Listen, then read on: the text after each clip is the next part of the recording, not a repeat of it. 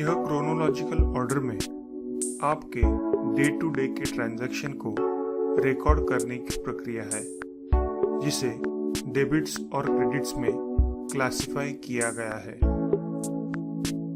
Manual accounting में transaction को पहले जर्नल में पोस्ट किया जाता है और फिर जर्नल से प्रत्येक अकाउंट लेजर में पोस्ट किया जाता है। Journal is divided into 5 columns: date, particulars, ledger folio, debit and credit.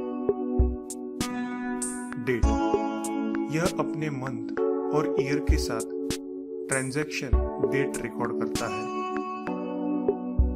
Particulars यह बिजनेस ट्रांजैक्शन के डिटेल्स रिकॉर्ड करता है।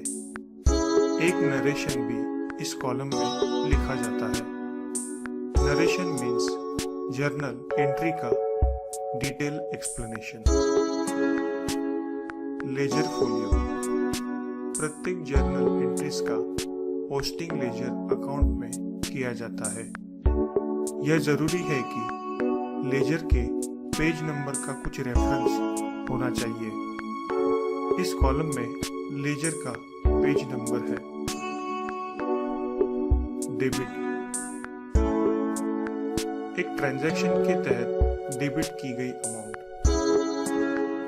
क्रेडिट एक ट्रांजैक्शन के तहत क्रेडिट की गई अमाउंट।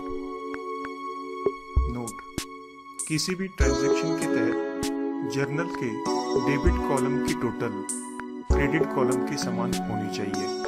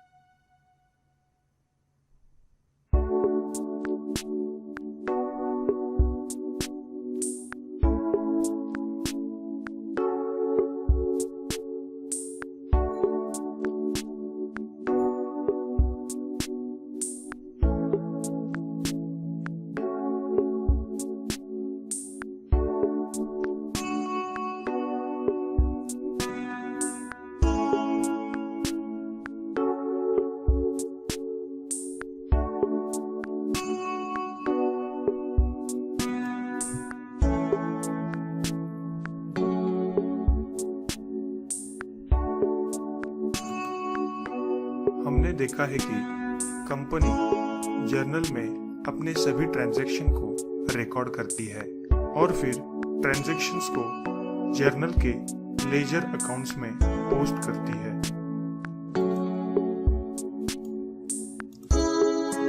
जर्नल इज सब divided into 2 parts. 1. Cash book and 2. Subsidiary books. Subsidiary books are as follows: Purchase book, purchase return book, sales book, sales return book, bills receivable book, bills payable book. सभी cash transactions cash book में record किए जाते हैं। Cash का मतलब है notes, coins, drafts, cheque, postal order. Cash transaction के 2 पहलू हैं, रिसिप्ट्स और पेमेंट। कैश बुक सभी रिसिप्ट्स और पेमेंट को रिकॉर्ड करता है। Cash book actual cash receive या पेड इसका प्रॉपर और सिस्टमैटिक रिकॉर्ड रखता है। डेबिट और क्रेडिट का रूल पहले के समान है। Debit what comes in and credit what goes out.